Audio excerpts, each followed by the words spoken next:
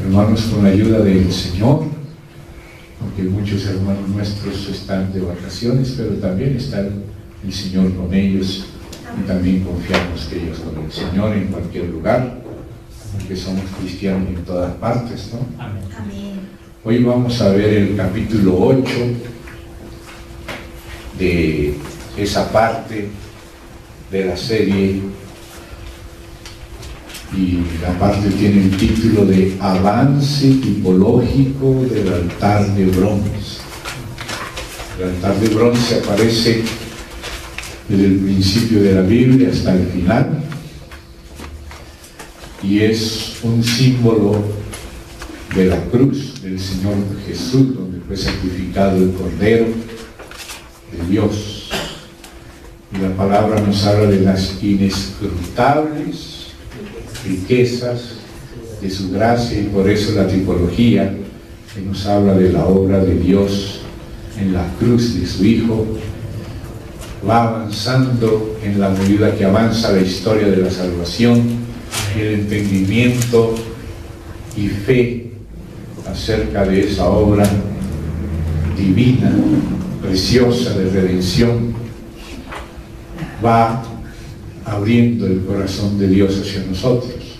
Y hemos visto esa tipología en el Antiguo Testamento, la vimos en la época del tabernáculo, también en la época del templo, la vimos en la obra del Señor Jesús, en la historia de la iglesia, y nos vuelve a aparecer aquí en la palabra de Dios en la época del milenio, que está a la vuelta de la esquina, una vez pasados los dolores de parto, de la gran tribulación en la cual casi se está a punto de entrar, y principios de dolores ya se ven por toda la tierra. Entonces necesitamos tener claro lo que Dios nos dice en su palabra. No hay ninguna de sus palabras que sobre. Toda ella es inspirada por Dios, y toda ella es para nosotros, y es de interés de Dios que por lo menos algunos de los suyos la aprecien, la entiendan, le comprendamos al Señor. Y no podemos pretender eso de nosotros mismos, sino ir caminando según su gracia misma que nos va conduciendo. Amén. Llegamos a aquellos capítulos finales, no el último, pero de entre el 40 y el 48 de Ezequiel. Ahí se nos hablan varias cosas acerca del templo de Dios y la ciudad de Dios y el sacerdocio de Dios. Tenemos que también entender que es un tiempo en el cual la iglesia pasa de las meras arras del Espíritu hacia la herencia primeramente del milenio. Y también el pueblo de Israel, el remanente de Israel que esperaba al Mesías y que no lo reconoció al principio, pero que habrá un gran remanente que lo conocerá al final, y ya está empezando a conocerlo. También ellos tendrán parte en esto. Y la tipología antigua nos habla del sentido espiritual, y el sentido espiritual comienza en la iglesia, pero acordémonos que lo de la iglesia es las arras de la salvación en cuanto andamos por la fe y por el Espíritu, pero que hemos de andar también por el resto de la herencia, amén, que está guardada. Y también hay una herencia para Israel, y el Señor sabe cómo hacer, primero para enseñarnos la salvación por medio de la tipología y promesas y profecías del Antiguo Testamento, y también para recordar y conmemorar la obra del Señor, que es algo que Él quiere para siempre. Por eso celebramos la Cena del Señor como conmemoración. Y también habrán las cosas que dice la Escritura que habrán en el templo del milenio, porque el Señor está también tomando al último Israel, el remanente, e introduciéndolo en la luz, y también a muchas naciones que estarán bajo el gobierno de los vencedores. Entonces el Señor sabe cómo enseñar y cómo conmemorar, pero el centro de todo esto no son las cosas materiales, sino Él mismo, lo espiritual. Pero lo espiritual se refleja a través de lo natural.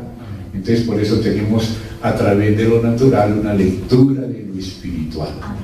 Amén. Sin quitar lo natural, pero juntamente con lo espiritual. Entonces, si nosotros volvemos allí a Ezequiel, en el libro del profeta Ezequiel, en el capítulo 43, ahí nosotros encontramos una descripción del altar del templo del milenio, el altar de oro del templo del milenio. Y claro que para poder entender esos pasajes tuvimos que ir en varias traducciones, pero sobre todo ir al texto original hebreo, donde es más fácil entender algunas cosas que a veces los traductores no logran entenderlas bien, pero por eso vemos varios traductores, porque algunos tienen luz en un área, otros en otra área. Pero yendo al hebreo, nos damos cuenta que el altar, y eso lo hemos estudiado en las últimas reuniones, hoy es la octava reunión o octavo capítulo de este asunto del avance tipológico del altar de bronce. ¿Amén? Todo eso pertenece al motivo de la casa de Dios, ¿verdad? Que es una serie mayor, pero digamos la serie actual, que es parte de la otra y que está dentro de la otra, es esta de el avance tipológico del altar de bronce.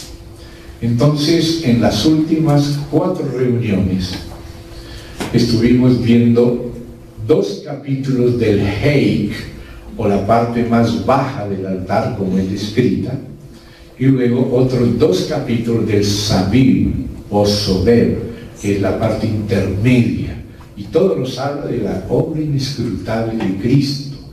Y estábamos viendo los versículos donde se usan esas palabras que Dios usa de manera especial en la descripción del altar de bronce en el idioma hebreo, y dedicamos 2 reuniones para ver el Heik, y también dedicamos 2 reuniones para ver el Sabib, o sea, la parte baja, que es la base de todo, es el Heik, la parte intermedia, que ya vimos 2 capítulos y veremos el tercero, es el Sabib, y la parte de arriba es el Ariel. Así se llaman en el hebreo las 3 partes del altar de bronce: Heik, Sabib y Ariel. Hoy estamos viendo el Sabib, porque la vez pasada no logramos hacer el seguimiento de todos los versículos, o por lo menos de los principales, sino solamente de una parte, y yo tomé nota de varios para que pudiéramos, a través del contexto de los versículos donde aparece la palabra Sabib, ver todo lo que esa palabra significa. Es una palabra que se aplica al altar de bronce, lo cual es un símbolo de la obra de la cruz, lo cual es un símbolo de las inescrutables riquezas de la gracia de Dios en Cristo. Entonces, mientras más claro nos quede el sentido de cada palabra que Dios quiso usar en el altar, pues más vamos a comprender el significado espiritual. Y lo que nos interesa es que a través de ese significado espiritual el Señor nos pueda tocar. Amén. Para que quedemos nosotros con Él siempre, participando de la cruz con Él, como también de la resurrección y la ascensión y del Espíritu. Pero estamos viendo la obra de Dios en Cristo, la obra de redención, la obra de la cruz, simbolizada en el altar de bronce, que ha tenido un avance tipológico, y estamos viendo esta descripción del templo milenial, de ese altar que sabemos a quién representa y qué punto tan central. Entonces, la vez pasada estuvimos viendo los sentidos que incluye esa palabra Sabib, que es la que corresponde a la segunda parte. La base corresponde al seno del Padre, y sobre esa base se construye esta segunda parte del altar, que se refiere también a la obra del Hijo hecha en el Padre, Dios en Cristo reconciliando al mundo. Y entonces, claro que hoy vamos a ver unos pasajes valdría la pena después poder transcribir esto, quizá tener un librito para poder recordar todas las cosas y repasarlas y digerirlas, porque por lo que se lee en Ezequiel, esto es de interés de Dios que se describa, ¿verdad? No solo esta parte, sino todas las que hemos estado viendo, pero ahora estamos en una muy importante. ¿Amén?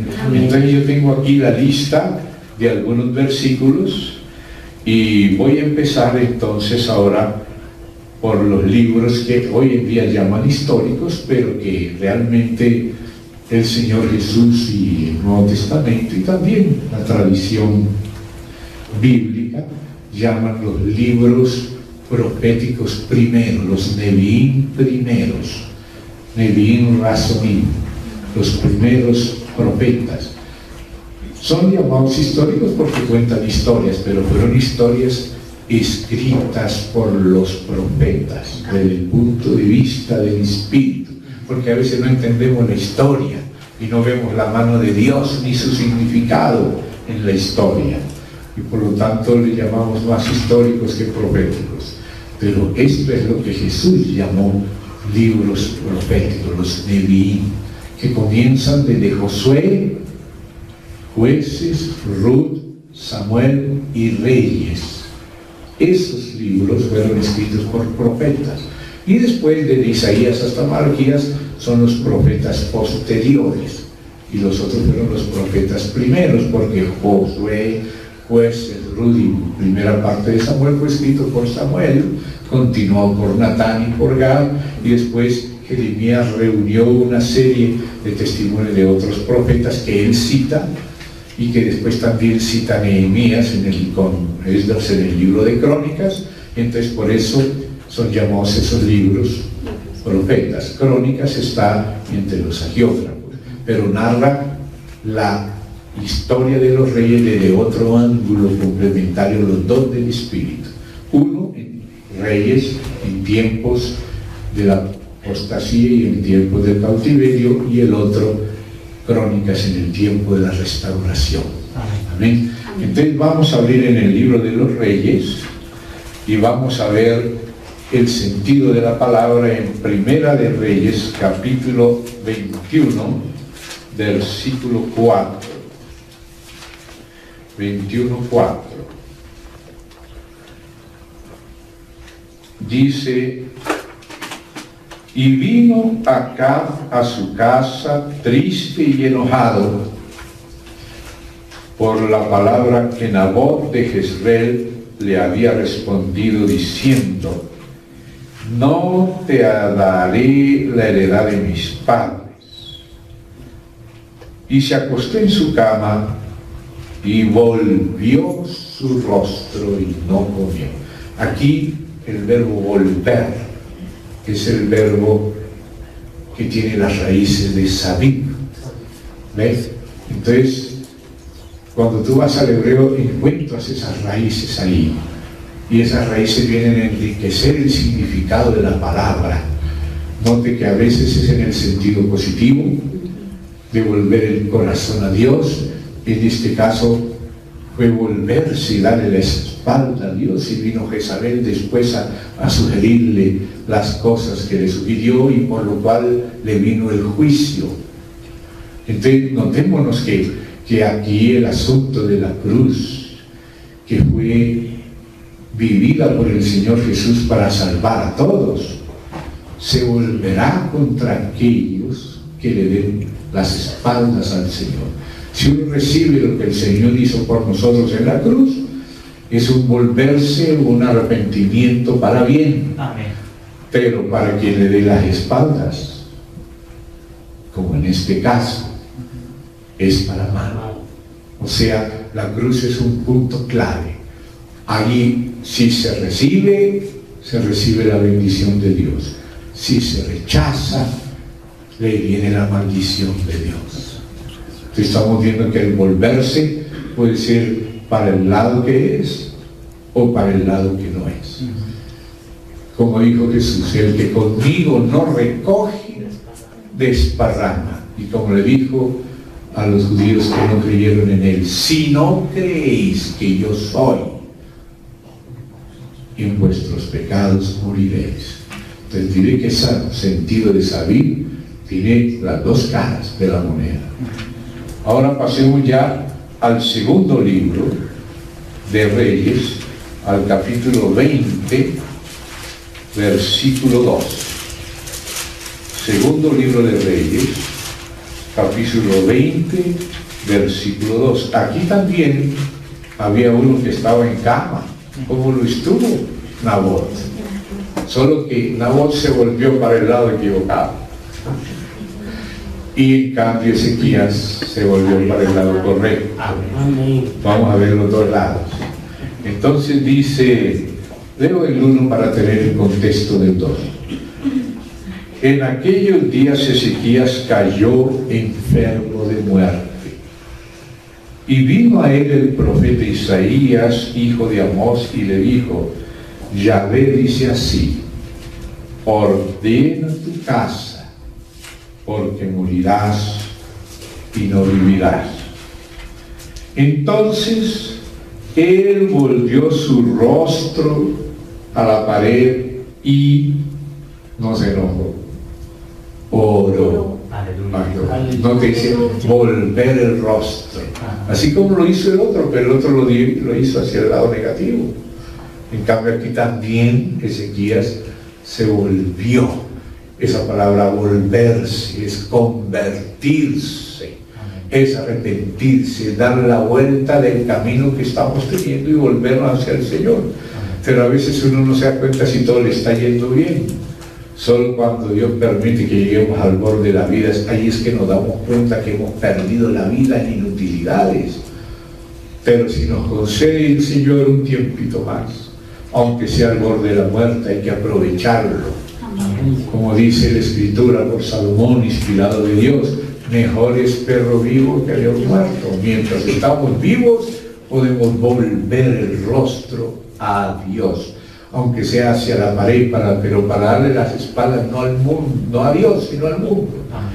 Podemos volvernos para darle las espaldas a Dios, o volvernos para darle las espaldas al mundo. Se volvió hacia la pared, dejó el mundo atrás y oró a Dios. Amén. Oró a Yahvé y dijo, te ruego, oh Yahvé, te ruego que hagas memoria de mí, de que he andado delante de ti en verdad y con íntegro corazón, y que he hecho las cosas que te agradan. Y oró Ezequías con gran lloro. Y antes que Isaías saliese hasta la mitad del patio, o sea, apenas que estaba en la primera mitad, no había llegado al patio, a la mitad, vino palabra de Yahvé Isaías diciendo, vuelve. Aquí hay otro que se tiene que volver, es Isaías. Y vi a Ezequías, príncipe de mi pueblo. Así dice Yahvé, el Dios de David, tu padre. Yo he oído tu oración y he visto tus lágrimas. He aquí que yo te sano. Al tercer día subirás a la casa de Jehová. Y hablo del tercer día porque ese es el significado de la resurrección. Qué precioso. Dios le dio otros años de vida. Amén. En esos años nació Manasés.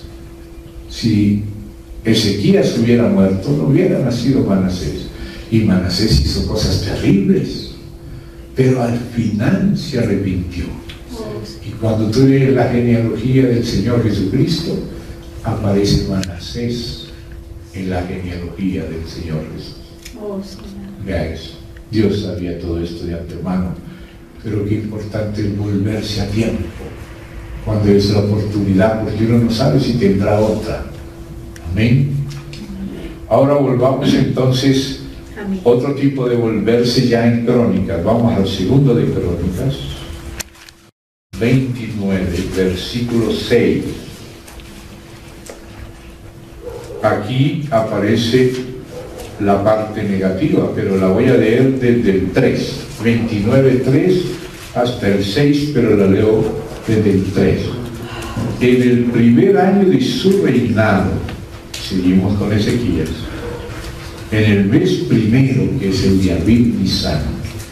Nisan quiere decir mes primero, y Abim quiere decir frescura de la primavera. Abrió las puertas de la casa de Yahvé y las reparó. Pues estaban cerradas y enmohecidas. E hizo venir a los sacerdotes y levitas y los reunió en la plaza oriental.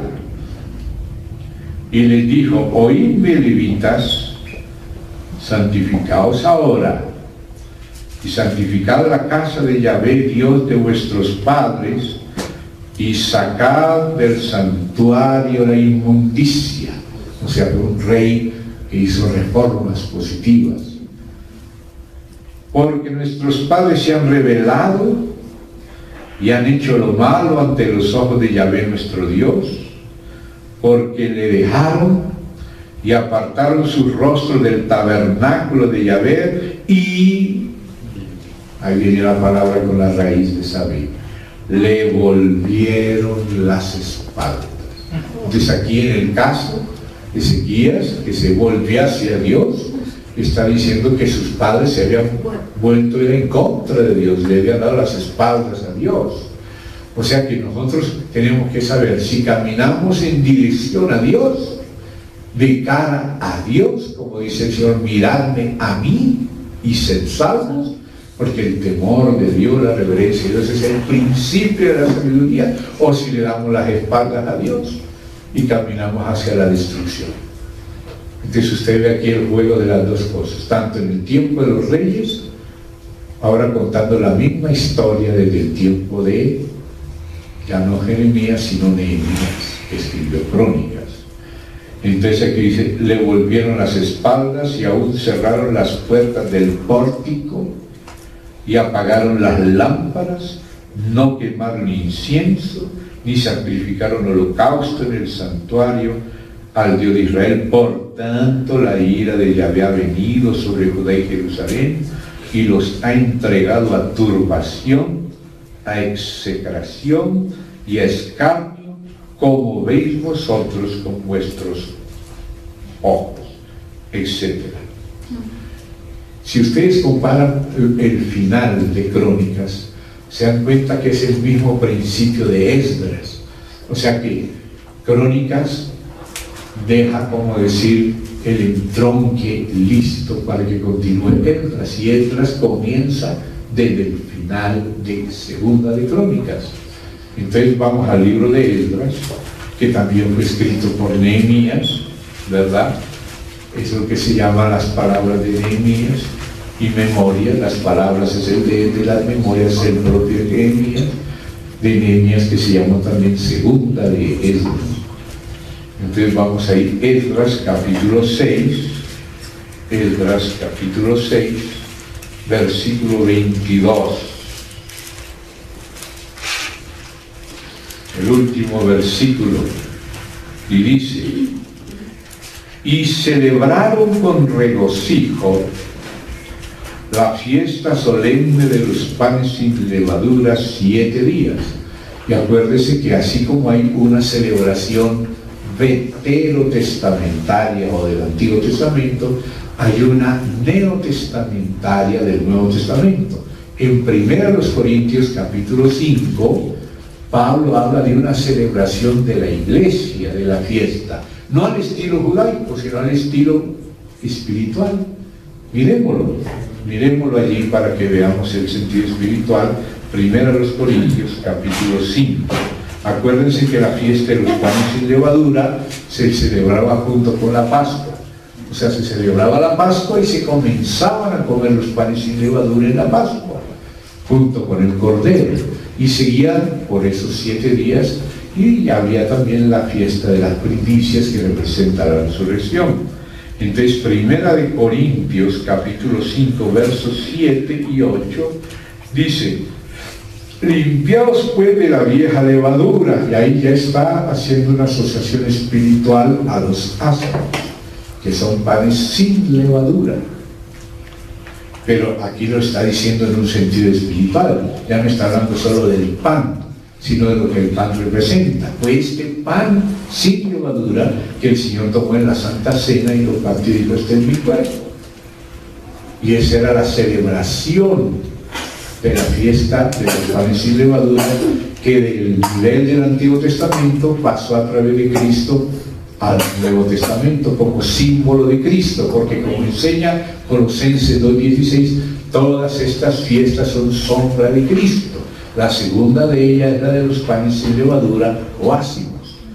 Pascua 1, ácimos 2, primicias 3, Pentecostés 4, trompeta 5, expiación o Yom Kippur 6 y tabernáculo 7, Sukkot, o cabañas, o tabernáculos.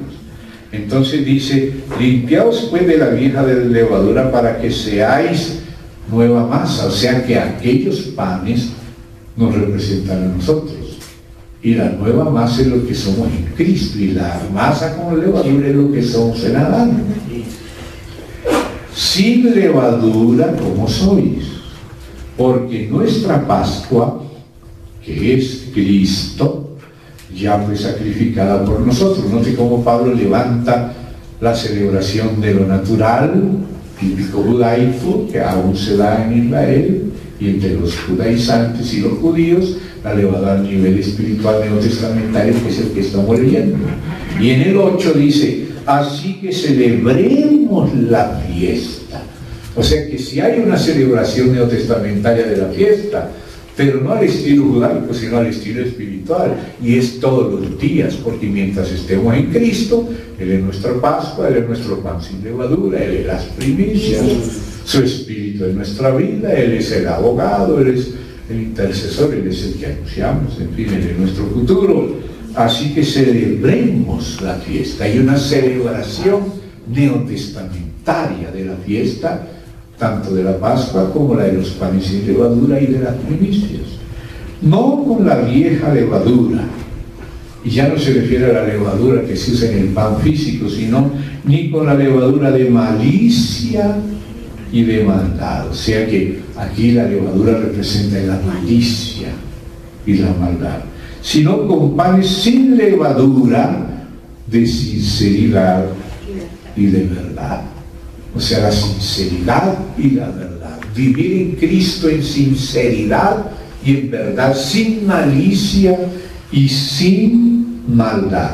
Eso es la celebración neotestamentaria del Nuevo Testamento de la fiesta de los panes sin levaduras o ácimos, que es también una sombra de Cristo. Él dijo, tomad y comed, o sea, vivir por el Señor, vivir por Cristo, no vivir en Adán, en el viejo hombre, en la vieja levadura, sino en el nuevo hombre. Amén. Entonces aquí, en este otro pasaje que estamos viendo en Esdras, llegamos a Esdras, vamos llegando al verso 22, dice, y celebraron con regocijo la fiesta solemne de los panes sin levadura 7 días. Porque esos 7 días representan toda la edad de la iglesia. ¿Ve? Que son 7 desde Éfeso hasta la Odisea. Por cuanto Yahvé los había alegrado, y note esta palabra, y había vuelto el corazón del rey de Asiria hacia ellos, para fortalecer sus manos en la obra de la casa de Dios, del Dios de Israel.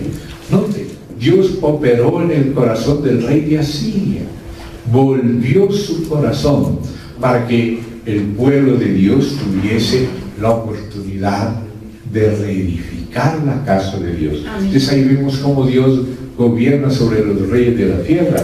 Si ustedes ven aquí en este capítulo, hay varios casos de órdenes de los reyes, varios de los reyes, ¿se da cuenta? Y es una cosa interesante que este libro, cuando tú lees el prefacio del segundo libro de los Macabeos, cuando se habla de esto, ahí al libro de Esdras se le llama las cartas de los reyes acerca de las ofrendas. Ese es el nombre, como el libro de Esdras es relacionado en la lista que hace Nehemías y que aparece citada en el segundo libro de los Macabeos, que es una manera como el canon se fue formando, y que es la noticia que aparece en la época de los macabeos de eso. Y a este libro se le llama el libro de las ofrendas de los reyes, porque usted va a ver varias cartas que iban y venían, y cómo Dios movió el corazón de varios reyes para apoyar. O sea que Dios muchas veces da reyes propicios para la causa de Dios, porque estén en el tiempo de la restauración, cuando ellos habían vuelto sus corazones a buscar a Dios, y lo encontrarían porque lo buscarían de corazón sincero. Como lo buscaron de corazón sincero, lo encontraron, y Dios, ¿qué hizo? Volvió el corazón de esos reyes. O sea que mire lo que Dios puede hacer. Si lo volvió era porque no estaba en ese sentido. Pero el Espíritu Santo es el que convence al mundo de pecado, de justicia y juicio, y por eso tenemos que orar por los reyes, los que están en eminencia, y sobre todo para que el Espíritu les haga temer a Dios y servir al pueblo, no aprovecharse de su posición solamente para el provecho de las élites y de sus amigotes, sino realmente con temor de Dios y amor de patria. Y aunque el rey de Asiria, su patria no era Israel, Dios le dio la vuelta al corazón. Y ese es otro aspecto de Sabib que no habíamos visto, porque habíamos visto nosotros darnos la vuelta hacia Dios en el sentido positivo. Los que no aman a Dios le dan las espaldas a Dios, pero este es un rey de Asiria a quien Dios le vuelve el corazón. Eso es lo que significa también Sabib, esa vuelta, esa conversión, en el sentido, en este caso, positivo. ¿Amén? Entonces estamos viendo es el uso de la palabra Sabib que Dios le da a la segunda parte del altar de bronce. ¿Qué cosas incluye cuando usamos las raíces del verbo? O también puede ser sustantivo, depende del contexto. Son las raíces volver. Pero miremos este volver. Es el volver del corazón de un rey pagano para facilitarle al pueblo de Dios avanzar en la economía divina. Entonces esto nos tiene que enseñar la oración intercesora. Interceder, como estábamos orando, por aquellos que están en eminencia, para que Dios tome sus corazones. No es la única vez, aparece también en otros versículos este fenómeno. Entonces, si este fenómeno se da, hay que orar. Que Dios convierta los corazones para que la economía de Dios avance. Amén. Avance. Ahora, entonces, vamos a volver a Primera de Reyes, pero al capítulo 18. Primera de Reyes, capítulo 18, verso 37, para seguir analizando lo que incluye esa palabra Sabib, que es el nombre de esa segunda y central parte del altar. ¿Amén? Sobre el seno del Padre está el Hijo y su obra toda inclusiva, capaz de realizar el propósito de Dios. Amén. Amén. Entonces, 18:37. Aquí está la época de Elías, ¿no? Acuérdese de lo que se nos dice de Elías, que volvería el corazón de los hijos hacia los padres y de los padres hacia los hijos. En vez de haber esa lucha generacional, la conversión por medio del Espíritu hace que el corazón de los hijos se vuelva a favor de sus padres, los respete, los ame y quiera el mejor bien para ellos, y también los padres hacia los hijos. Y eso era lo que hacía el espíritu de Elías, ¿verdad? Y aquí en este capítulo 18, donde estamos en plena historia de Elías, ustedes saben lo que aconteció, ¿no? Cómo el pueblo se había vuelto en contra de Dios, y el trabajo de Elías era hacerlos volver a Dios. Entonces es el trabajo del espíritu de Elías, ¿verdad? Entonces aquí dice el verso 37, y ustedes conocen cuál es el contexto, cuando Elías reunió a los profetas de Baal para que Israel se diera cuenta cuál era el verdadero Dios, si Baal o Yahvé. ¿Ustedes recuerdan? Entonces, después que le dio tiempo a los otros que demuestren a ver si de verdad el Dios que ellos adoran es Dios, y se demostró que no era, que no podía responder. Entonces ahora le tocó el turno a Elías, que era solito. Mire, cuando el Espíritu toma una persona, no importa que esté solo en medio del peligro de muerte, Dios la hace valiente. Y dice: respóndeme, Yahvé, respóndeme, para que conozca este pueblo que tú, oh Yahvé, eres el Dios, y que tú vuelves a ti sabio el corazón de ellos, ¿no? Eso también está dentro del sentido de esa palabra sabio. Personas que se habían apartado de Dios, que estaban confundidos entre dos corrientes, no sabían cuál era la una a la otra. El Espíritu de Dios hace un trabajo, lo hace con Elías. En Malaquías 4 dice que eso haría Elías. Juan el Bautista vino en el espíritu de Elías para volver nuestros corazones al Señor. Y ahora vemos aquí eso. Y dice: respóndeme, no para que yo sea engrandecido, sino para que este pueblo sepa que tú, oh Yahvé, eres el Dios. O sea que el verdadero Dios es Yahvé, el Dios y Padre nuestro Señor Jesucristo, el Dios de la Biblia, y no cualquier otro. Que este pueblo lo sepa, y que tú vuelves, porque nadie puede volver el corazón solo, nadie se puede arrepentir solo. Por eso la Biblia dice que Dios le conceda el arrepentimiento. El arrepentimiento tiene que ser concedido. El arrepentimiento, claro que nos toca a nosotros experimentarlo, pero no lo experimentaremos sin una operación de la gracia y del Espíritu.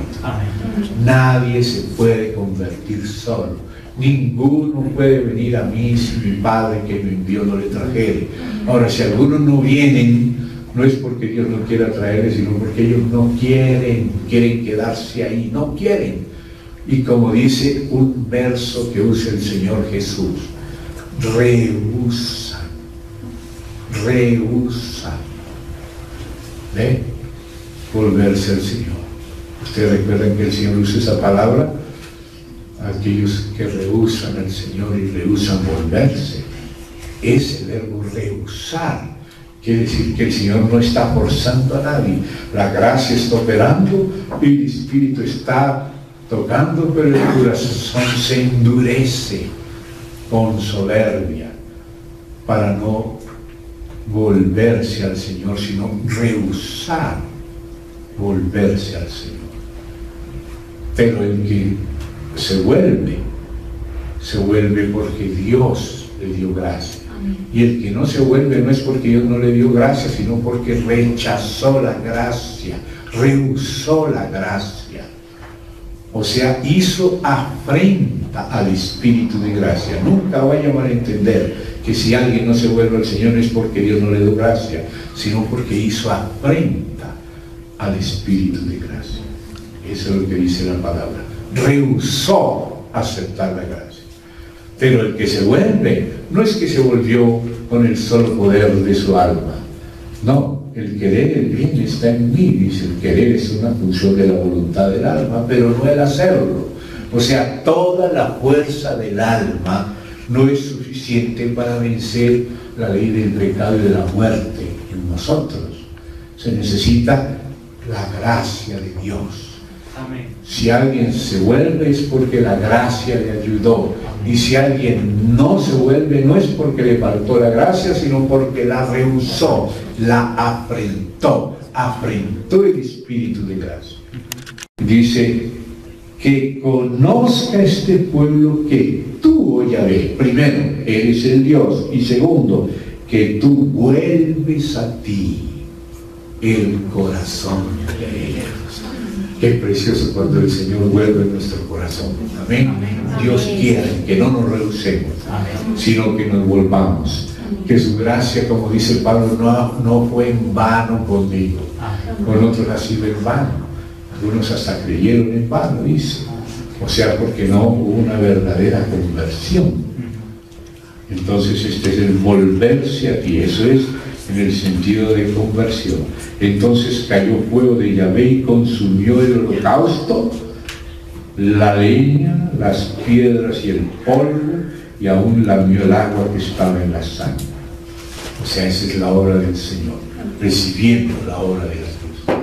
Y ustedes ven que aparece el holocausto, aparece la leña, las piedras y el polvo. Todo eso significa, y eso lo consumió el Señor. El holocausto es el Señor, la leña es la cruz, y las piedras somos nosotros que fuimos hechos del polvo de la tierra. Somos aceptados en la cruz de Cristo, juntamente con. No fue el holocausto y la leña solo, ni las piedras y el polvo solo, no. Las cosas todas juntas. ¿Ve? El holocausto con la leña, con las piedras y con el polvo y aún con el agua. O sea, ahí está el bautismo, ¿verdad? Bendito sea el nombre del Señor. Amén. Ahora pasemos a otro pasaje, y es Segunda de Samuel. Ahora vamos a ver otro aspecto de la raíz de la palabra sabí, para enriquecer todo lo que incluye. Amén. Ahora no solamente volver el corazón, ahora también significa mudar, porque esa palabra sabí también implica mudanza, pero mudanza del aspecto de las cosas, mudanza. Amén. Todas con el verbo sabir, pero en otro contexto. Todos estos contextos nos ayudan a ver la amplitud de esa palabra. Amén. Amén. O sea, porque a veces Dios puede volver nuestro corazón, pero las cosas parece que siguen igual. Pero no, vamos a ver la palabra sabir en relación a la mudanza del aspecto de las cosas, para ver hasta qué punto llega ese volver, esa conversión. Amén. Porque hay gente que dice, bueno, yo recibo al Señor, pero sigue igual, sigue en lo mismo, no hay ninguna mudanza, ni tampoco en sus circunstancias a veces. Entonces vamos a ver los versículos que tienen que ver con mudanza del aspecto. Entonces miremos Segunda de Samuel, segundo libro de Samuel, capítulo 3 primeramente. Vamos a ver algunos versos en Samuel segunda de Samuel, para ver ese otro contenido dentro de la palabra sabí, que es el nombre de la segunda parte del altar de bronce en el milenio. Capítulo 3, versículo 12, cuando Dios llama a Samuel, ese es el contexto. Versículo 12 dice así. Primero leo desde el 11. Cuando Dios llamaba a Samuel, y él pensaba que era Elí que lo llamaba, hasta que él dijo, no, es Dios el que te llama, dile, aquí estoy, ¿qué quieres? ¿No? Entonces dice, leo desde el verso 10, y vino Yahvé y se paró y llamó como a las otras veces, Samuel, estoy, es primero. Primera es Samuel. Pero estoy leyendo ese en primera, me equivoqué, realmente estoy leyendo donde no era, aunque también allí hay algo bueno, pero es el 3 del Segunda de Samuel. Gracias que me avisaron. 3:12. Entonces leo desde el 10. Voy a leer, desde el 9. Así haga Dios a Abner, y aún le añada, eso lo dice el propio Abner, porque Abner había sido un general de Saúl, pero hicieron cosas que no debían hacer, entonces él se volvió a David, y entonces dice así, así haga Dios a Abner y aún le añada, así como ha jurado Yahvé a David, no haga yo así con él, trasladando el reino de la casa de Saúl y confirmando el trono de David sobre Israel y sobre Judá, desde Dan, que queda al norte, allá en el límite con el Líbano, hasta Beersheba, que queda como la capital del Negev al sur. Y él no pudo entender responder palabra a Abner porque le temía. Entonces envió Abner mensajeros a David de su parte diciendo: ¿de quién es la tierra? Y que le dijesen: haz pacto conmigo, y he aquí que mi mano estará contigo. Ahora fíjese aquí: para volver a ti todo Israel. O sea que el pueblo no entendía de que Dios había puesto a David, y ellos pensaban que lo de David era solo de David, no tenía nada que ver con Dios, y se dejaron engañar y se volvieron su corazón contra David. Pero ahora mire el trabajo que no lo hizo David, lo hizo Dios, pero por Abner. O sea, cuando había prejuicio y precaución, estaban precavidos contra David por causa de un trabajo de las tinieblas. Ahora viene Abner y le dice a David que él se vuelve de Saúl y hace pacto con David, y en ese pacto él se compromete a volver el corazón de Israel hacia David. Mire ese trabajo. Uno pensaría que eso no es trabajo de Dios, pero eso también es trabajo de Dios. A veces nosotros decimos: bueno, eso que lo haga Dios. Claro que lo hace Dios, pero ¿qué tal que quiero usarte a ti como Abner, como medio para volver el corazón del pueblo hacia David? ¿Ve? Eso también, volver el corazón del pueblo hacia David, está incluido en saber volver el corazón. Pero te das cuenta que ese es otro aspecto de volver el corazón, y es un trabajo de nosotros que queremos servir al Señor, ser pacificadores. ¿Se dan cuenta? Sí. Ahora pasemos a otro paso. Ese fue en el caso cuando volví a Absalón, ¿verdad? Entonces ahora vamos aquí a Jeremías. Es otro aspecto del volver, ¿verdad? Y aquí, ojalá no vaya a ser entendido mal, erradamente, porque a veces este versículo ha sido entendido erradamente. Vamos al 31, porque algunos lo han tomado en el sentido de la poligamia, y ese no es el sentido bíblico. Aquí tengo la palabra en el hebreo para que ustedes entiendan el sentido espiritual. Capítulo 31 de Jeremías, versículo 22. Para poderlo entender mejor en su contexto más amplio y en hebreo, porque aquí estamos, yo estoy usando la traducción de Reina y Valera, que es una traducción buena, pero a veces es una traducción que cuando tú comparas las traducciones, hay algunas traducciones, yo las he comparado, lo toman en un sentido para evitar la monogamia. En cambio le deja como abierto la puerta a la poligamia en las traducciones, pero entonces ahí tú te das cuenta que son traducciones teológicas, no exegéticas. La traducción exegética es la que va al texto hebreo para dejarle decir lo que dice con exactitud, pero a veces algunos entonces, para proteger, traducen de una manera muy cargada hacia la derecha y otros muy cargada hacia la izquierda. Y como es un versículo que ha creado preguntas, controversias, inclusive existen casos que se han dado errados de poligamia, y algunos basándose en este versículo, entonces yo voy a tener que detenerme un poquito, porque ahí utiliza el verbo de volverse, sabir. Entonces ahí lo vamos a ver al derecho. Leo desde el 21, vamos a llegar al 22, pero desde el 21 Dios le dice aquí a Israel: establécete señales. Es porque Israel estaba en el tiempo de la deportación y estaba en el tiempo del castigo y del cautiverio, y por eso se estaban yendo y alejando, y Dios los estaba esparciendo por toda la tierra. Pero a la vez que los esparce, Dios sabe que Él los volverá a traer, y por eso les manda a ponerse señales. Y por eso el pueblo de Israel y los sefarditas, por ejemplo, aquí en América Latina, deben ver esas señales. ¿De dónde vienen ellos? ¿De dónde vienen sus abuelos? Algunos apellidos son sefarditas y no lo saben los hermanos. ¿Ven? Entonces deben averiguar de dónde vienen para ir conociendo las señales, las huellas de la dispersión, para que ahora les ayuden esas huellas de la dispersión en el retorno.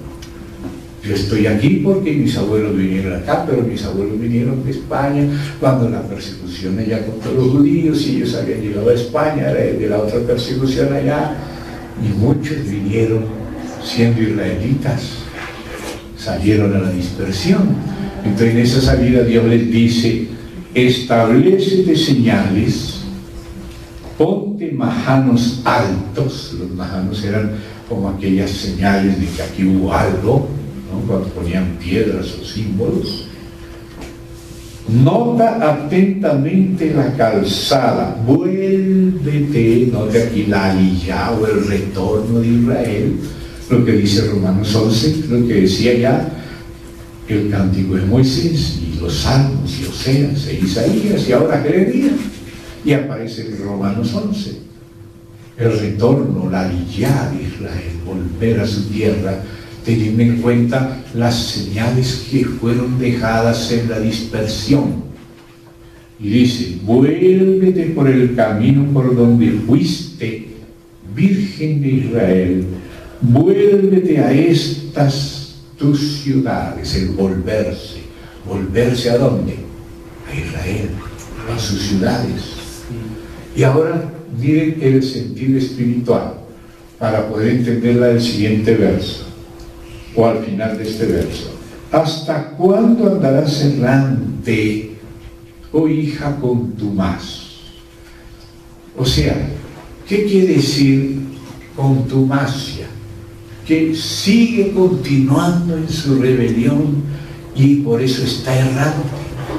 Cuando la persona no busca al Señor y sigue errante por aquí, enredado con esto, enredado con aquello, es porque es contumaz. Y se le llama hija contumaz.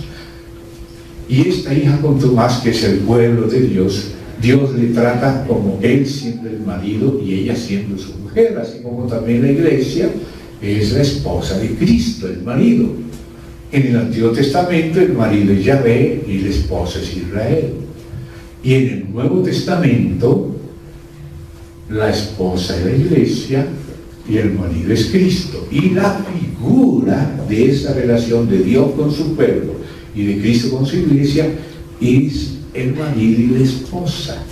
Pero a veces la esposa no vive alrededor de su esposo, ni vive para él, sino que anda errante, vagando aquí, vagando acá, vagando allá, sin comprender que ella fue creada para él, para estar juntos los dos y no errando. Cuando la mujer no está con su marido y no vive con él para ayudarle a él en la misión de él y de ella juntos con Dios, entonces se está perdiendo el tiempo para acá, por allá, está errante. Y esa errancia continuada sin volverse a donde debe estar se llama contumacia. Entonces aquí le dice el Señor en el 22: ¿hasta cuándo andarás errante, oh hija contumaz? Pero aquí le dice Dios algo que Dios va a hacer, que no hay que entenderlo mal. Dice aquí lo que Dios va a hacer. ¿Por qué? Porque ella está por allá errando, contumaz, y le está diciendo: mira las señales, mira cuando saliste en tu diáspora, en tu dispersión, mira por dónde te fuiste, vuélvete por el camino por donde te fuiste, regresa. ¿A dónde? ¿A dónde está tu marido? Tu Dios. Claro que el marido no es el Dios de la esposa, pero es una figura de Cristo, un representante de la autoridad de Dios y del propósito de Dios y del reino de Dios. Entonces le dice: ¿hasta cuándo andarás errante, hija contumaz? Porque Yahvé creará una cosa nueva sobre la tierra. O sea, Dios va a crear esto pertenece a la nueva creación, Cuando estamos en la vieja creación andamos contumaces y errantes, pero si nos volvemos, vuélvete, que quiere decir salir, aquí vuelvo otra vez salir, y dice aquí, Yahvé creará una cosa nueva sobre la tierra, la mujer rodeará al varón. Entonces aquí es donde los poligamistas dicen, mire, Dios prometió que la mujer rodearía al varón, o sea que el varón podía tener muchas mujeres, así algunos lo han interpretado. Pero aquí tengo escrita la palabra en el idioma hebreo. Dice, Nekebo Tisobar Gabor. Nekebo Tisobar, Tisobar, Sabim, Sobar, Somer, Tisobar Gabor. Esa es la palabra exacta que aquí dice la mujer rodeará al varón, es una traducción. ¿De dónde aparece esa palabra Nekebo o Nekeba? Es la palabra de mujer, hembra o Eva. Si ustedes van a la Biblia, a Génesis 1, donde dice los hizo varón y hembra, ustedes lo recuerdan, varón y hembra los hizo, eso está en Génesis capítulo 1, cuando dice, y creó Dios al hombre, Adán, los dos son Adán, como lo dice el capítulo 5, llamó el nombre de ellos Adán y Eva son Adán, dice, a imagen de Dios lo creó, Sacar y Nekeba los creó. Aquí aparece esa palabra Nekeba que aparece allá, en el verso otro que estamos viendo. Sacar significa varón, por tanto el nombre Zacarías quiere decir varón de Yahvé. El Ías es Yahvé. Zacarías quiere decir el varón de Yahvé. Y Nekeba es la mujer, cuando dice varón en el sentido masculino del hombre, y cuando dice Nekeba es el sentido femenino también del hombre, o sea, del ser humano. El ser humano es Sacar y es Nekeba, lo masculino y lo femenino. Entonces lo masculino fue creado con unas características y lo femenino con otras características, pero esas dos características son el hombre. El hombre, los dos son llamados Adán, si usted lo quiere ver en el verso que en el capítulo 5 de Génesis, dice, varón y hembra los creó, o sea, Sacar y Nekeba. Ahí aparece el nombre Nekeba, que quiere decir hembra, o mujer, o femenina, y Sacar quiere decir varón. ¿Ven? Ya en el sentido del sexo, y no solo del sexo, sino de la psicología masculina y la femenina, que no pueden estar aisladas una de la otra, sino uno girando alrededor del otro. Ese es el rodear, el envolver y el girar. Por una parte el marido rodeando, protegiendo, y por otra parte ella también girando alrededor de él, como la tierra gira alrededor del sol. No puede vivir la esposa alejada del marido, no fue creada para eso. Eso de la liberación femenina es pura paja. Eso no le va a satisfacer, no le va a satisfacer. Entonces aquí se da cuenta, dice Génesis 5:2, Sacar y Nekeba, varón y hembra los creó, y los bendijo y llamó el nombre de ellos Adán. O sea que Adán es Sacar y Nekeba, los dos juntos. O sea, fueron creados uno para el otro, y dice, serán una sola carne. ¿No? Entonces aquí la palabra es Sacar, varón, y también la palabra que dice aquí hembra. Ahora vamos al capítulo 6 para ver otra palabrita que encontramos aquí.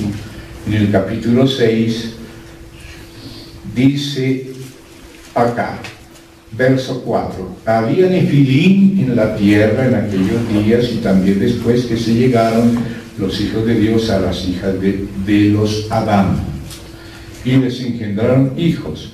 Estos fueron los valientes, que desde la antigüedad fueron varones de renombre. Entonces aquí la palabra que se dice se refiere a estos personajes, o sea, los hijos de los Nefilim con mujeres, que quiere decir que eran valientes, que fueron varones de renombre. Esa la palabra en plural es Giborim, pero la palabra en singular, que es esta que encontramos aquí, Gabor, Nekebo Tisobat Gabor, de Jeremías 31:22. La mujer, o sea, Nekebo, que es la misma Nekeba, que a veces se escribe con O o con A, veces con O, porque es como una especie de pedazo del plural que es Ot, pero aquí quedó en la O. Entonces es la mujer, Nekebo, de Nekeba, la hembra, Tisobá, rodeará al varón. ¿En qué sentido? En el sentido contrario de estar errante y siendo contumaz. Ella volverá a su casa, ella volverá a su hogar, a ser el hogar de su esposo. Ella vivirá en función de él, porque fue creada en función de él. Le haré ayudador idóneo. Pero se pelearon, y entonces ella se fue a hacer sus cosas, a vivir su vida, le dio la espalda a su misión, a su propia naturaleza, se volvió contumaz y anda errante y anda dispersa y seguramente no está muy contento. Entonces ese es el sentido de esa frase, que la frase exacta es Nekebo Tisobá Gibor, Gabor, que viene de Giborí, que es el plural, aquí es el singular. O sea, la mujer rodeará al varón, pero no en el sentido de poligamia, que el hombre tendrá muchas mujeres. Es en el sentido de que ella volverá a su misión y volverá a su hogar y a ocupar su lugar en el corazón del hogar. Mire que el templo del Señor estaba lleno de palmeras, y las palmeras simbolizan el oasis, y el templo es ella es el oasis de la casa, ella es la que puede hacer de la casa una bendición. O si no, le tocará, como decía Salomón, irse a una cuevita por allá, o como dice, que mejor vivir en un sobrado por allá, en el terrado, que como mujer que está constantemente creando problemas, ¿verdad? Entonces ella tiene que volver, no ser contumaz, volver a donde ella fue puesta en el corazón. Ella es el hogar, el corazón del hogar. Ese es el sentido de volverse. ¿No se da cuenta que estaba hablando de la dispersión y de errar y de contumacia? Pero Dios dice que Él haría, porque esa es una obra que, así como Dios trabaja en el hombre para amar a su mujer, trabaja también en la mujer, porque Dios dijo, le haré, yo, dice Dios, le haré ayudadora idónea. O sea que Dios está trabajando en las esposas para quedarse en su casita y servir al Señor y a su esposo y a sus hijos en su casita. Eso es, la mujer rodeará al varón. No quiere decir que el varón se llenará de un harén. No, quiere decir que ella volverá de estar errante y dispersa en muchas cosas, dejando lo que Dios le encomendó, que es su propio marido y sus propios hijos. ¿Se dan cuenta, hermanos? El volverse, el darse cuenta de la señal, y lo dice de la manera natural, porque el matrimonio natural es una figura del espiritual, de Dios con su pueblo y Cristo con su iglesia. Entonces, así como hubo una dispersión de Israel, también hay un retorno de Israel. Y como hubo una dispersión de la iglesia, también hay una restauración de la iglesia. Y eso está tipificado en las familias. Cuando la iglesia está siendo restaurada, las familias también están siendo restauradas, y las esposas están volviendo a sus hogares y ocupando su lugar principal ahí, porque si se ocupa de otras cosas, descuida lo principal que le fue encomendado. ¿Se da cuenta? Ojalá entendamos este aspecto de saber, porque recuérdese que Cristo en el altar no solamente murió por la persona, Él dijo que el cordero había que comerlo en familia. O sea que Cristo restaura la familia. ¿Te das cuenta? Comer el cordero en familia. ¿Qué le dijo los mensajeros? Le dijeron los mensajeros a Rahab: Rahab, como tú recibiste los mensajeros de Dios, tú vas a ser guardada. Entonces reúne tu familia debajo de una señal. Esa señal va a ser un hilo de grana. Ese hilo de grana representa la sangre de Cristo. Entonces cuando venimos bajo la sangre somos perdonados y somos reconciliados. Entonces, ¿qué hizo Rahab? Reunió su familia debajo de la sangre de Cristo. Cuando se cayeron las murallas de Jericó, la casa de ella permaneció en pie como familia. Amén. Siempre cuando Dios habló de la redención, habló pensando en la familia, no solo en las personas. Por eso decía así: Abraham, en tu simiente serán benditas las familias de la tierra. Cree en el Señor Jesucristo y serás salvo tú y tu casa, tu familia.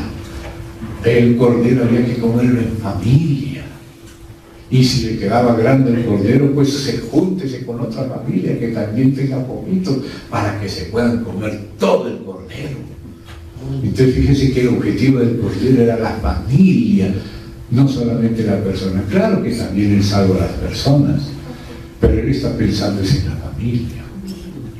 Amén, hermanos. Amén. Entonces, por eso también en el caso de Elías, vuelve el corazón de los hijos a los padres y de los padres a los hijos. Y también en el otro contexto, el hombre a su esposa y la esposa a su marido y a sus hijos. Ese es su lugar. No descuide eso. Vuélvase a girar alrededor de su sol, que es Dios, que es Cristo, pero que es representado por su marido, por el Padre. ¿Entendemos eso? Que no vamos a interpretar esa palabra que la mujer rodeará al marido como que el hombre puede tener su harén, que Dios ahora le va a dar una harén al hombre. No, eso no es el sentido. Aquí no dice las mujeres, sino dice nequeo. No tiene la T. ¿Se da cuenta? Y dice tisobá, del verbo. Sobá, salir, sober, la misma raíz. Gabor. Y ahí ya no dice giborín, sino Gabor, el singular. ¿Amén? Bueno, hoy vamos a correr un poquito ahora. También hay otro tipo de mudanza, que es la mudanza del nombre. Porque Dios, cuando muda a una persona, le muda el nombre. Por ejemplo, Jacob quiere decir engañador. Cuando Dios lo cambió, le cambió el nombre a Israel. Pedro quería decir una caña llevada por el viento. Cuando lo hizo, lo cambió y le puso piedra. Es muy distinto. Abraham se lo cambió en Abraham. Sarai, Saulo, Pablo. Entonces vamos a ver unos versos donde ese cambiar el nombre usa la palabra salir, para que vean otro aspecto que está incluido en esa palabra. ¿Ven qué palabra tan amplia? Pero todo tiene que ver con conversión, o para bien o para mal, ¿no? Entonces vamos a ver esos versos en los siguientes. Segunda de Reyes, vamos, ya que estamos por ahí cerca, vamos a segundo libro de Reyes. Vamos a ver el versículo 23, segunda de Reyes 23, para ver ese contexto. Versículo 34. Reyes 23, 34. Dice: entonces Faraón Necao puso por rey a Eliaquim, hijo de Josías, en lugar de Josías su padre, y le cambió el nombre. Y ahí la palabra es de la raíz Sabí. Le cambió el nombre por el de Joacim. O sea que él se llamaba Eliaquim y pasó a ser llamado Joacim. Primero había sido rey de Israel, pero sin reino, en plena cautiverio. Pero entonces Josías, el hijo de Josías, ahora vino el faraón y le cambió el nombre a Eliaquim y le puso Joacim y lo puso que reinara. ¿Se da cuenta? Y tomó a Joacás y lo llevó a Egipto y murió allí. O sea, uno murió y el otro quedó de rey, pero quedó rey con un nombre nuevo, porque su situación cambió. Entonces, cuando la situación cambia, el nombre también cambia. Primero decía Noemí: no me llaméis Noemí, llamadme Mara, porque estaba en amargura en el cautiverio, en tierra extraña. Y Noemí no quiere decir eso, es lo contrario de Mara. Noemí es placentera, alegre, contenta, feliz. O sea, cuando volvió a la tierra, ahora volvió a ser Noemí. ¿Se dan cuenta? Entonces, hay otro caso parecido que está en 2 Reyes 24:17, donde pasó lo mismo, pero ya no es el faraón, sino el rey de Babilonia, o sea, Nabucodonosor. 24:17, y el rey de Babilonia puso por rey en lugar de Joaquín, ese no es Joacim, sino Joaquín, a Matatías su tío, y le cambió el nombre por el de Sedequías. ¿Okay? Justicia de Yahvé. O sea, Babilonia dice: Dios está haciendo justicia en Israel. Y ese rey Joaquín fue terrible, fue el que quemó los rollos, fue el que rechazó las profecías. Entonces Dios usó a Babilonia, sacó a Joaquín y puso a Matatías, pero Matatías, que quiere decir discípulo de Yahvé, le cambió el nombre a Sedec, que quiere decir justicia de Yahvé, Sedequías. O sea que el propio Nabucodonosor se está dando cuenta que estaba haciendo justicia al quitar ese rey malo y ponerlo mejor. Que este por lo menos tuvo temor de Jeremías y trató de sacarlo de allá, de la cisterna, etc. Otro tercer caso está en Nehemías 32:38. Vamos, Nehemías 32, perdón, 22. No, Números. Nehemías, NM me equivoqué, era NH. Números, libro de Números, capítulo 32, antecito de la jornada, es 23, 32, versículo 38. Entonces aquí dice así: está hablando en los que habitaron, ¿no? Aquí dice el número de las personas que estaban en el reino, ¿verdad? En el libro de Números. Y llegamos al 38 y dice: Nebo, Baal Meón, mudado los nombres, y Signa, y pusieron nombres a las ciudades que edificaron. Entonces aquí dice los nombres de las ciudades. Los hijos de Rubén edificaron Edom, Esbón, Eleale, Kiriataín, eran nombres de ciudades.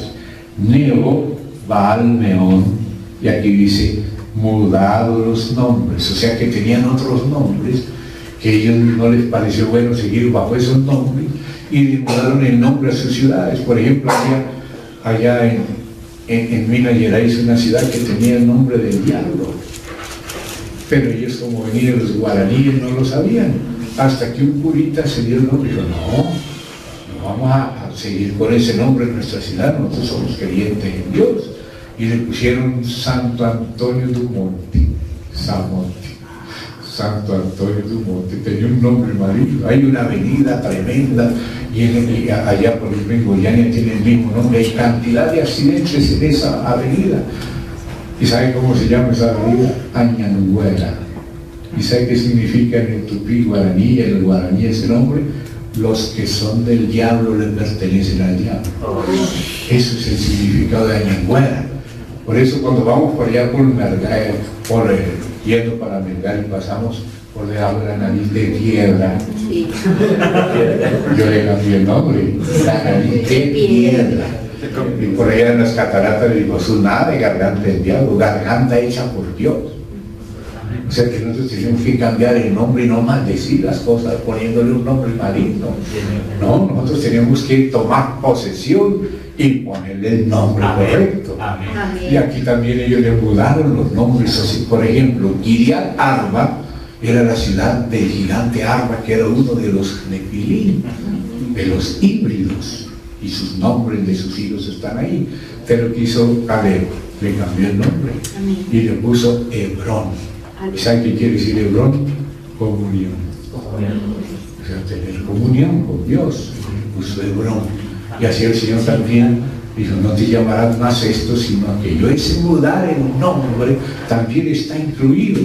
Y la obra de Cristo que dice, al que venciere, yo le daré una piedrecita blanca, y en esa piedrecita un nombre nuevo escrito, que nadie conoce sino aquel que lo recibe. O sea, a nosotros nos han puesto nombres, pero esos nombres depende de lo que nuestro Padre nos lo puso. Pero Dios, que es el que conoce lo que vamos a llegar a ser y lo que significamos para Él, Él decidió ponernos un nombre que significa lo que somos para Dios, lo que llegaremos a ser cuando nuestra maduración termine. Como fue pasando de uno al otro, al final tendremos nuestro verdadero y definitivo nombre, porque Dios nos conoce como vamos a llegar a ser. Y en el día de los galardones, uno de esos galardones va a ser en ese día. Algunos se lo están poniendo desde ahora, y algunos de los divinos videos que llaman los hijos de Dios y grupos se ponen nombres ahora. Pero aquí el Señor lo dice es en el día cuando Él dé el galardón. Mi galardón contigo. Uno de esos muchos galardones será que Él te va a dar una piedrecita blanca. La piedra blanca era en el tiempo del Imperio Romano, que fue cuando profetizó Juan, era una balota de voto positivo. El Senado, por ejemplo, cuando tenía que votar o a favor o en contra, si estaba en contra ponía una piedra negra, si estaba a favor ponía una piedra blanca. Entonces el Señor te dio una piedra blanca con tu verdadero y definitivo nombre. Eso quiere decir de que fuiste aprobado por Dios y que Dios ahora te da el nombre de lo que verdaderamente tú significas, porque los nombres en la Biblia tienen significado. No es que me gustó esta cosa y esta otra, no es lo que me pasó a mí. A mí me gustó mucho el nombre Diana y se lo puse a mi hija y mi esposa le puso Patricia, Diana Patricia. Pero Diana había sido una diosa pagana y venían por la noche a espíritus a producirle pesadillas a mi hija, y hasta amanecía toda chiquitita, llena de sí. Y yo le dije, Señor, ¿qué pasa? Y entonces ahora ya se lo puse y me dijo, llámale Patricita. Le dicen, yo le llamo Patricita. Conocí un caso también en Paraguay, a una niña que a la mamá y al papá le pareció muy bonito el nombre, Jezabel. Uy, pero no sabían quién era. Y también le pasaba lo mismo. La pobre nena tenía sus pesadillas porque con ese nombre se da cuenta, es como si estuvieran poniendo una identidad que no era verdadera. Entonces, por eso, tengamos cuidado y pongámosle, que no les pase lo que me pasa a mí, pongámosle nombres apropiados a nuestros hijos. Amén. Como Dios también a veces cambia el nombre. Como lo antes se llamaba así, y ya Darba, ahora se llama Hebrón. Esta se llamaba Luz, ahora se llama Betel, casa de Dios, etc. Entonces, aquí también antes se llamaba no Bogotá. Bogotá se le llamaba, era Apunza, Macatá era Apunza. Y luego aquí le llamaron Santa Fe de Macatá o de Bogotá. Pero luego le quitaron el Santa Fe, los que no querían marcar con la fe. ¿Se dan cuenta? Entonces nosotros tenemos que aprender a poner los nombres correctos. Hay lugares donde los hermanos ponen los nombres de las calles, ponen los nombres y tal, porque a otros nos imponen los nombres de ellos, los masones, los políticos nos ponen nombres de ellos. Nosotros somos cristianos, debemos poner nombres con significado cristiano. Amén, hermanos. Otra palabra, que es la palabra cerco.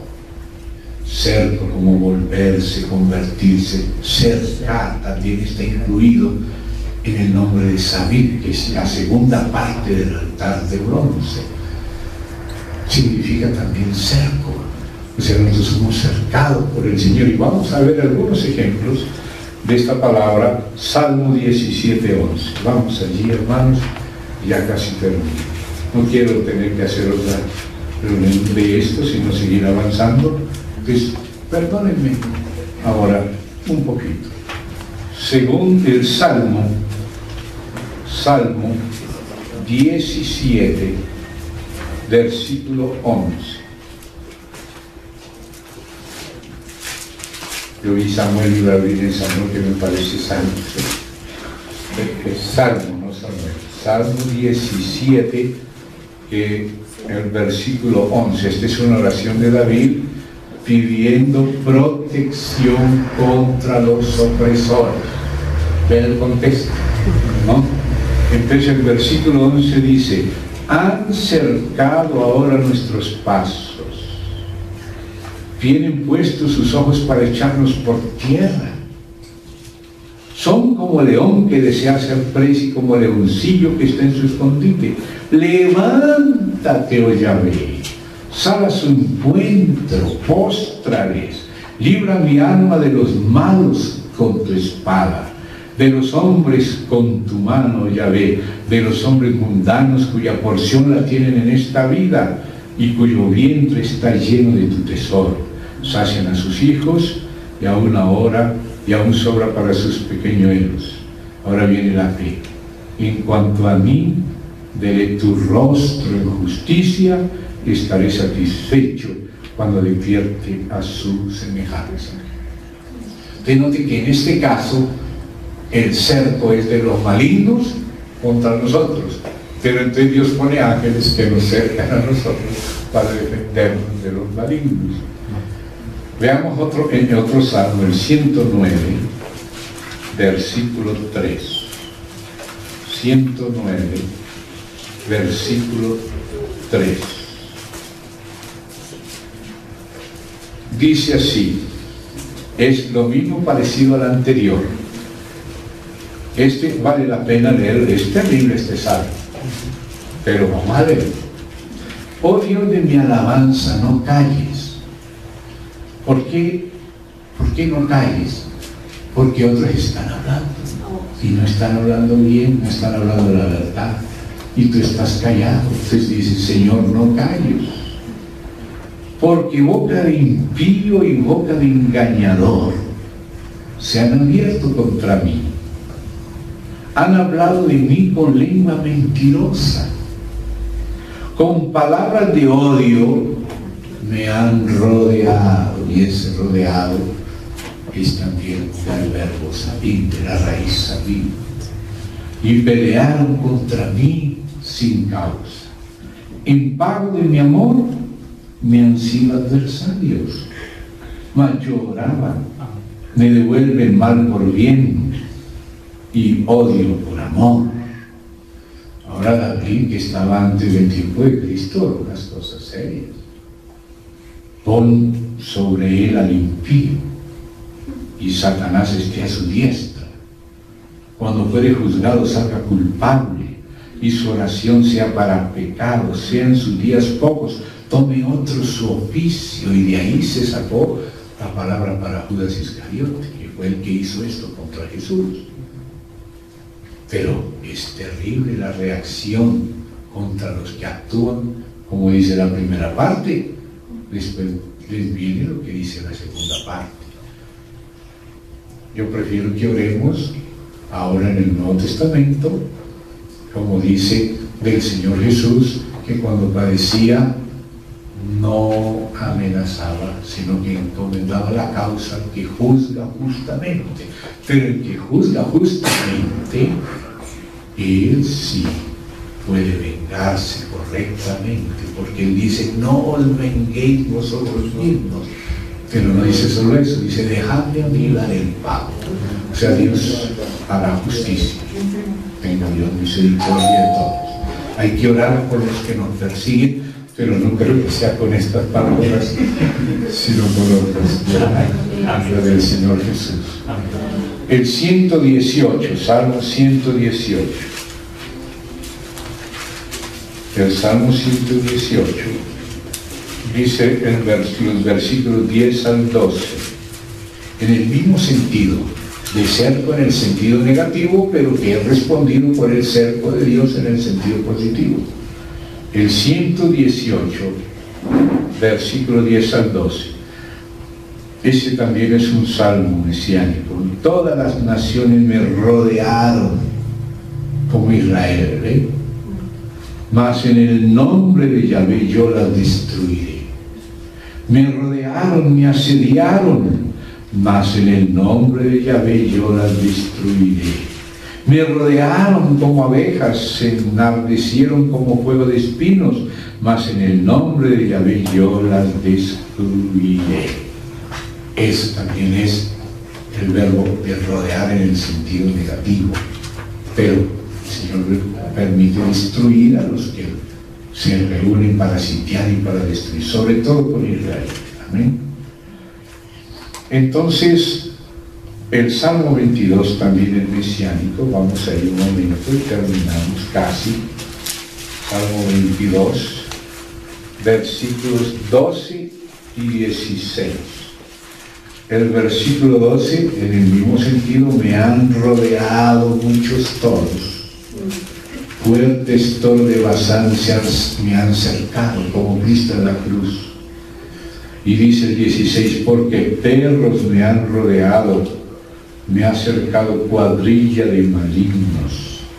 Pero si llegas al 22 te das cuenta quiénes anunciaré tu nombre a mis hermanos en medio de la iglesia, Cajal, eclesía, te alabaré. Entonces te das cuenta que nos habla también de la obra en la cruz, como el Señor en la cruz, que es lo que representa el altar de oro, fue rodeado de enemigos, pero Dios lo guardó, aunque murió, lo mataron, pero lo resucitó. ¿No se da cuenta? Y él dice, sé fiel hasta la muerte y yo te daré la corona de la vida. Otro pasaje que tiene que ver con esto es el Éxodo 29. Vamos allí a ver los versos que usan esa raíz salud. Éxodo capítulo 29. Hoy estamos viendo Sabid 3. Éxodo 29. Entonces dice lo siguiente, este versículo es muy significativo. Lo dejé para el final, bien cerca del final, por lo significativo. Versos 16, capítulo 29, versos 16 y versículo 20. Dice, cortarás el carnero, desde el 15, ¿verdad? Sí. Desde el 15. Voy a leer desde el 15.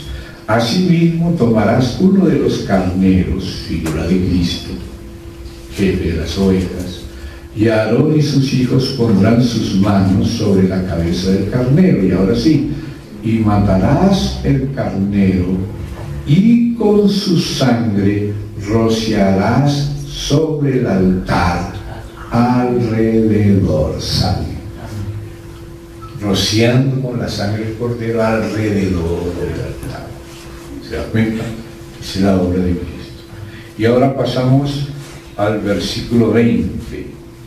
Y matarás el carnero y tomarás de su sangre y la pondrás sobre el lóbulo de la oreja derecha de Aarón, para no oír cualquier cosa, como dice, no juzgará por lo que oiga, sino que dependerá de Dios. Y sobre el lóbulo de la oreja derecha de Aarón, sobre el lóbulo de la oreja de sus hijos, sobre el dedo pulgar de las manos derechas de ellos, o sea, la diestra. El dedo pulgar es el que aprieta, es el poder de la diestra, ¿ve? O sea, la obra del Señor. Amén. Su mano. Y luego dice, y sobre el dedo pulgar de los pies su caminar, su andar derecho de ellos, y rociarás la sangre sobre el altar alrededor. Es sabio, alrededor la sangre, rodeando lo que oímos, lo que hacemos y para dónde va nuestro andar. Amén. También veamos eso parecido en Levítico, capítulo 1, Levítico 1, versículos 5 y 11. Levítico 1, 5. Entonces degollará el becerro en la presencia de Yahvé, y los sacerdotes hijos de Aarón ofrecerán la sangre y la rociarán alrededor sobre el altar, el cual está a la puerta del tabernáculo del reunión. Noten la sangre alrededor del altar. Y en el versículo también 11, allí dice también así: y lo degollará al lado norte del altar delante de Jehová. Justamente al norte de Jerusalén está el monte Calvario. Y los sacerdotes hijos de Aarón rociarán su sangre sobre el altar alrededor. Esa palabra, alrededor. Ya estamos terminando. Deuteronomio, capítulo 12. Deuteronomio, capítulo 12, en el versículo 10. Mas pasaréis el Jordán, que es el bautismo, la identificación con Cristo, y habitaréis en la tierra que Yahvé vuestro Dios os hace heredar, o sea, la buena tierra, la plenitud de Cristo, y Él os dará reposo de todos vuestros enemigos alrededor. ¿Ven? Y habitaréis seguros. Entonces noten lo que hace la sangre, que calla la acusación del enemigo y todo. ¿Ven? Eso todo es la obra de la cruz. Todo eso significado están involucrados allí. Y entonces veremos algunas palabras en el Salmo 1, no, Salmo 140, perdón, ni siquiera 1.40, es 149. Volvemos, Salmo 140, versículo 9. 149. Allí dice una palabra: en cuanto a los que por todas partes me rodean, la maldad de sus propios labios cubrirá su cabeza, caerán sobre ellos, sean echados en el fuego. Pero lo que dice ahí, la palabra es mesá de Sabí. Esa palabra mesá aparece también en Primera de Reyes. Vamos a ver en Primera de Reyes la palabra mesá. Aparece Primera de Reyes 6.29. Primera de Reyes 6.29. Y esculpió todas las paredes de la casa alrededor de diversas figuras, de querubines, de palmeras y de botones de flores por dentro y por fuera. Esa es la casa. Las palmeras que representa a la mujer, como el cántico de los cánticos, el oasis de Cristo. Entonces luego aparece la otra palabra aquí: querubines, que hacen respetar al Señor, botones de flores, o sea, el florecer todo alrededor. Ese es el florecer. Y entonces vamos a ver ahora la palabra de cantares, cántico de los cánticos o cantar de los cantares, capítulo 1, versículo 12. Ya llegamos casi a la cima. Mire la palabra: mientras el rey estaba en su reclinatorio, y esa palabra reclinatorio quiere decir mesá, minando Dios su olor. O sea, donde él se reclinaba, ella estaba a su lado. ¿Se da cuenta? Su reclinatorio. Ahí es la palabra mesá, que ese sá viene de sabí. Y terminamos con la palabra musá. A veces es mesa y a veces es Musab. La primera que estuvimos leyendo era de Mesá, la del Salmo 149 y Cantar el 12, ¿verdad? Y ahora la palabra Musab, esa palabra Musab aparece para terminar ahora sí con Ezequiel, donde estamos. 41, Ezequiel 41, versículo 7.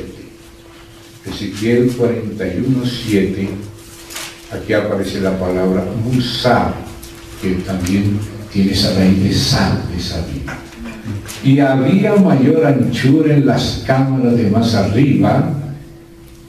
La escalera de caracol de la casa subía muy alto alrededor, por dentro de la casa. Entonces note, la escalera subía alrededor, pero alrededor por dentro de la casa. Entonces esa palabra es Musab, o sea, dando vueltas en caracol. No era una escalera así directa, sino dando vueltas. O sea, quiere decir girando, como cuando nosotros se nos da una nueva oportunidad, una nueva, para que vamos ascendiendo del diaconado al obispado y al apostolado. Es girando alrededor en caracol, a la diestra, o sea, en el sur, pero como sale por el oriente y el Santísimo es el occidente, entonces la diestra es en el sur, que ahí es donde está la escalera, el poder de Dios. Y con eso terminamos. Todo eso está implicado en esas raíces. Entonces le dedicamos 2 reuniones solamente para ver cómo una palabra aparece en tantos versículos con tantos sentidos, y todos esos sentidos están en esa raíz, y esa raíz la usa Dios para el nombre de la segunda parte del altar. El Hei es la parte de abajo, que vimos 2 reuniones para el Hei, y el Sabib, la segunda parte antes de la corona de arriba, que es el Ariel. Entonces en Sabib vimos 3, hoy es Sabib 3. Les vamos a parar aquí. Les agradezco, hermanos, son las 9:15. Que el Señor los bendiga, a su casa. Muchas gracias que terminamos hoy, si no es gracias, Padre, en nombre de Jesús. Te damos gracias por este año, que según el gregoriano se está acabando, pero el verdadero todavía es hasta marzo. El 20 de marzo se acaba para comenzar al anochecer el 21 del mismo 20. Gracias, Señor, por todo lo que has hecho hasta aquí. Entregamos este año que viene en tus manos, sobre todo nuestras vidas. Pues, Señor, lo que tú tengas que hacer en estos tiempos, y que seguro harás, como has puesto profecías y también señales en los cielos, que puedas tenernos y nosotros tenerte a ti, para servirte confiados en ti, en el nombre de Jesús, y rodeados de ti, y nosotros también rodeándote a ti, en el nombre del Señor Jesús. Porque la cruz dice que en ella sería levantado para reunir alrededor de ti todos tus hijos dispersos, en el nombre